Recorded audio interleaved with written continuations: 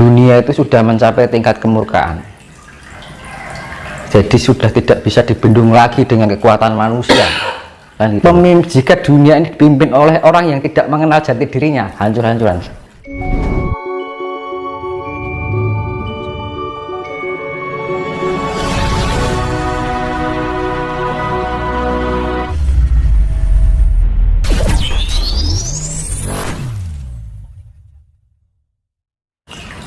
Nah, ini suatu berkaitan dengan keegoan ya. Seorang pemimpin, ketika egonya tidak bisa dikendalikan, makanya akan berpengaruh pada rakyatnya yang nggak berdosa, ya kan. Ini soalnya penggerak, ya kan. Makanya dibutuhkan seorang pemimpin itu harus bisa mengenal jati diri. Manakala seorang pemimpin itu tidak mengenal jati diri, kalau seorang pemimpin harus mempunyai jiwa jati diri. Nah, jati diri itu adalah kasih, ya kan. Nah, dia akan memikirkan kira-kira perilaku ini akan merugikan orang lain yang nggak berdosa nggak, gitu kan. Nah, karena apa? Zaman sekarang itu hanya keegoan yang dikedepankan tanpa memikirkan dampak itu tadi. Kasihan yang orang-orang yang nggak berdosa kan. Ya itulah makanya bumi ini harus digulung gitu loh. Jadi karena itu emang imbal balik ya, Tuhan dunia itu sudah mencapai tingkat kemurkaan. Jadi sudah tidak bisa dibendung lagi dengan kekuatan manusia, kan gitu loh. Karena merasa adidaya.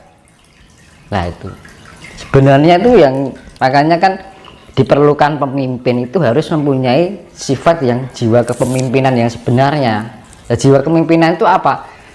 Orang yang bisa memimpin dirinya sendiri terlebih dahulu. Kalau kita belum bisa memimpin diri kita dahulu, manakala diri kita menjadi pemimpin, ya jadinya kayak gitu. Padahal kalau kita mengenal jati diri kita, pasti Tuhan akan ikut dengan diri kita. Dan perilaku kita berdasarkan kasih. Nggak mungkin dia akan melakukan suatu hal yang keburukan. Dan akhirnya apa? Karena apa? Segala aparat, apa yang namanya tentara gitu kan, itu kan yang menggerakkan pasukannya kan pemimpinnya. Berarti kan tergantung pada ini ya kan, itu loh. Kalau orang pemimpin itu harus bisa memimpin dirinya sendiri. Kalau orang sudah bisa memimpin dirinya sendiri, dia pasti mempunyai sifat-sifat Tuhan. Nah gitu. Jadi orang itu yang pemimpin yang secara mutlak itu ya seperti itu. Tapi kalau jika dunia ini dipimpin oleh orang yang tidak mengenal jati dirinya, hancur-hancuran. Makanya untuk menjadi pemimpin itu dasarnya adalah kita harus mengenal jati diri dulu. Memimpin diri kita sendiri. Kan gitu. Karena apa? Kemurkaan itu ya terjadi karena apa? Karena pihak pemimpinnya. Makanya saya kembalikan tadi, manusia di dunia ini sudah menjadi parasit bagi alam ini, ya kan. Hewan nggak pernah merusak alam, tumbuhan juga nggak pernah merusak alam, kan yang menjadi merusak alam lah manusia sendiri kan gitu. Nah kadang-kadang gitu loh, karena apa? Sifat-sifat yang diarani dajjal mendunia ya itu mas. Karena sudah, makanya saya bilang identitas bumi sudah tidak menyatu dengan identitas langit. Itu. Jadi sifat-sifat manusia ini sudah merajai bumi ini. Nah kalau bumi ini sebenarnya merasa sakit dengan ulah manusia itu. Gitu. Karena apa ya itu tadi, kalau kita tidak bisa, misalkan ada orang dia tidak bisa menguasai dirinya sendiri, diangkat orang pemimpin karena dia mempunyai mungkin ya kepangkatan atau apa gitu ya, kewenangan gitu kan, akhirnya apa yang terjadi adalah kehancuran. Makanya untuk diperlukan seorang pemimpin itu harus bisa mengenal dirinya dulu. Dan mengenal diri itu pasti dia akan mengenal sifat-sifat Tuhan, ya kan. Ya itu dampaknya kalau sebuah negara hanya didasari dengan sebuah wewenangan itu tanpa didasari pengenalan diri sejati atau identitas dirinya sebagai pengajawantahan sifat Gusti, ya jadinya seperti itu.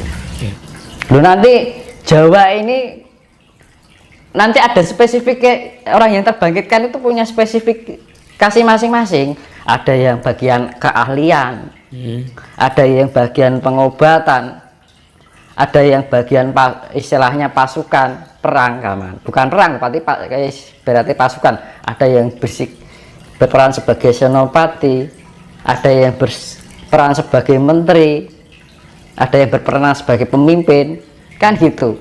Nanti sudah disiapkan nanti para light worker lah ibaratnya, para pekerja cahaya ini terbangunkan kecerahannya, kesadarannya, spiritnya dibangunkan, nanti punya spesifikasi masing-masing.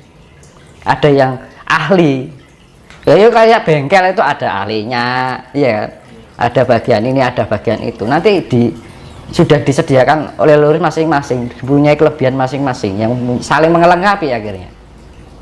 Makanya ini di dalam spiritualitas anak-anak muda, ada yang punya kemampuan ini, ada yang punya kemampuan itu. Nah, itu memang sudah disiapkan oleh leluhur. Itu bukti nyata loh. Dan itu sekarang sudah banyak gitu loh. Bukti nyata. Gak hanya omong kosong. Banyak kan sekarang anak kecil-kecil bisa tahu hal yang sifatnya gaib, terus bisa ngomong kayak anak-anak dewasa, ya kan? Terus punya pengetahuan yang banyak. Nah itu kan karena jamaah dari leluhur. Itu bagian dari penyelamatan dari leluhur untuk cucu-cucunya. Itu kan sudah nyata. Cuman kita kadang-kadang nggak menyadari bahwa itu leluhur kita sudah bekerja gitu loh sebenarnya.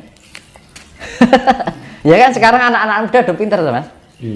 Ada punya yang spesifikasi ini, ada yang punya bakat ini, kan macam-macam. Nanti kan ada yang ditempatkan dari Menteri Keuangan, ibaratnya gitu loh, Menteri Ketatanegaraan, gitu. Menteri Kesehatan, macam-macam. Dia punya spesifik masing-masing, kan gitu. Anak muda spiritual muda kan kayak gitu sekarang. Tiba-tiba nongol orang ini, tiba-tiba nongol orang ini kan gitu. Itu bagian dari pelindungan para leluhur. Salin rogo mas. Leluhur itu kita kayak busana, diberikan busana. Jadi apa namanya, leluhur itu mencari busana gitu. Nitis kembali. Nah itu loh. Dan itu sudah nyata. Lah kalau nggak nitis, nyatanya anak kecil sudah bisa ngomong kayak orang dewasa.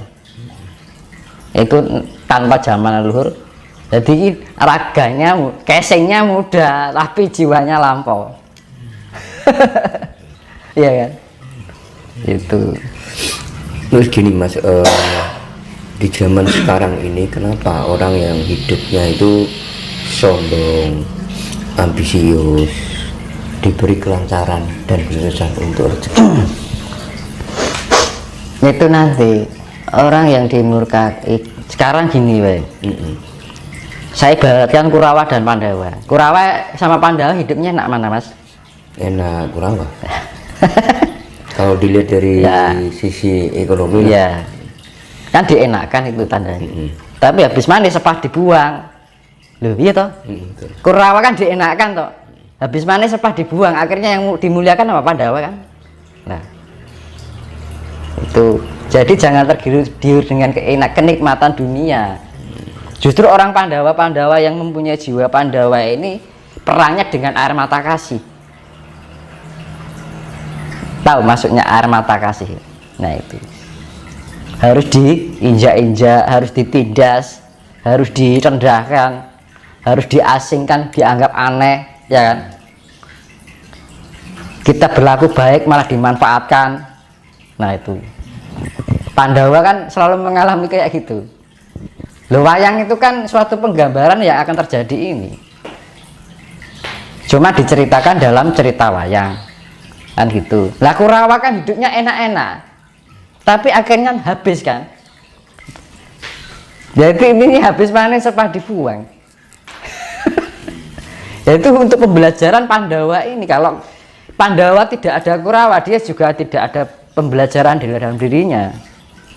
Bagaimana mengenal kesabaran, bagaimana mengenal keikhlasan, bagaimana bisa mengenal kasih, karena ada Kurawa. Sering ditindas, kita belajar dari penindasan itu.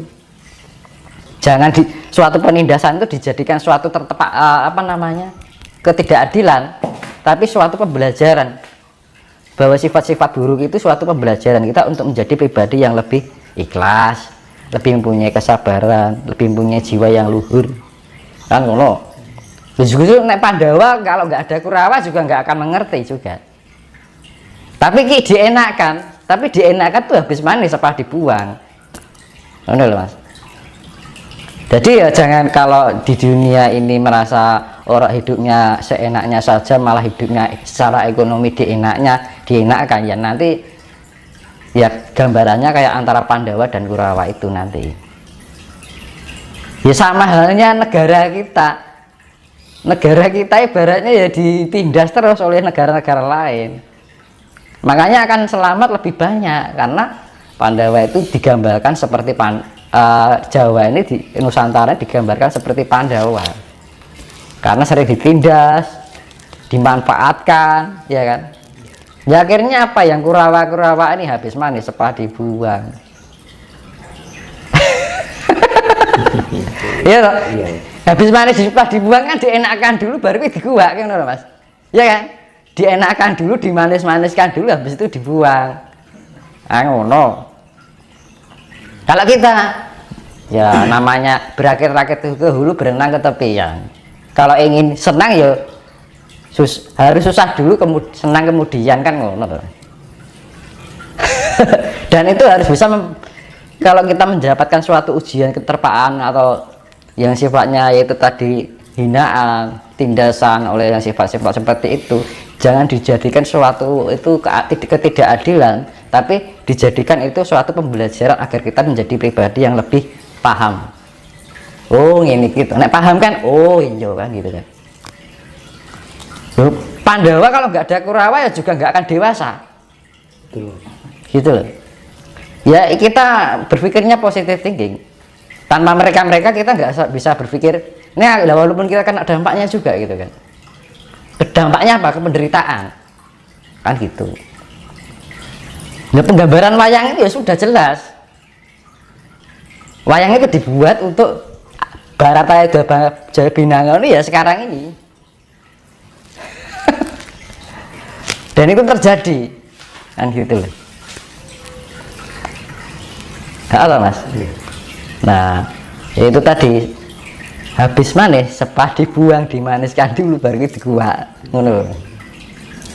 Nah analoginya seperti itu. Berarti sekarang kita ini memasuki zaman Bharatayuda Mas. Iya sudah. Bharatayuda itu sudah bertahun-puluh tahun ini, sudah beratus-ratus tahun dari sejak Majapahit ke sini penjajahan nggak berhenti, semakin ke sini semakin kita nggak disadari bahwa kehidupan di negara kita ini sudah dikuasai. Sekarang mobil motor dari mana Mas? Ya kan? Yang untung negara mana? Negara lain. Iya. Ya kan? Ya usaha tuh, ajarannya aja. Jawa sendiri ini radigo. Malah dianggap aneh kan gitu kan. Kita mempelajari kejawen malah misalnya dianggap orang aneh kan. Dianggap musyrik kan gitu. Kan aneh kan gitu. Kita merasa asing di tanah kita sendiri. Gitu. Kalau kita belajar tentang kejawen misalkan, kita jadi merasa asing gitu kan. Padahal ini tanah Jawa gitu loh. Serasa kita nggak berada di tanah air kita sendiri rasanya, gitu. Lah gitu loh. Makanya kan kalau orang yang istilahnya gini memahami itu, anaknya mengguyu Mas. Guyu niki guyu piye ya? Guyu gedek lah istilahnya kan. antara guyu karo ya memprihatinkan kan gitu loh. Dunia itu kayak bagaikan permainan gitu loh. Semuanya sifatnya rekayasa, kemurniannya itu sudah hilang gitu. Makanya kembali pada kemurnian diri kita sendiri, yaitu tadi harus mempunyai sifat-sifat ya Tuhan ya, harus include di dalam segala perilaku kita, ucapan kita, pikiran kita, rasa kita. Kalau kita misalkan gini, itu tadi saya bilang pengertian itu nggak usah terlalu rumit gitu ya. Yang penting kita bisa menciptakan kasih. Wes simpel aja. Satu kitab gampangannya ini berapa ayat, kasih, di sini disimpan kasih, disimpan kasih, selesai. Nah gitu.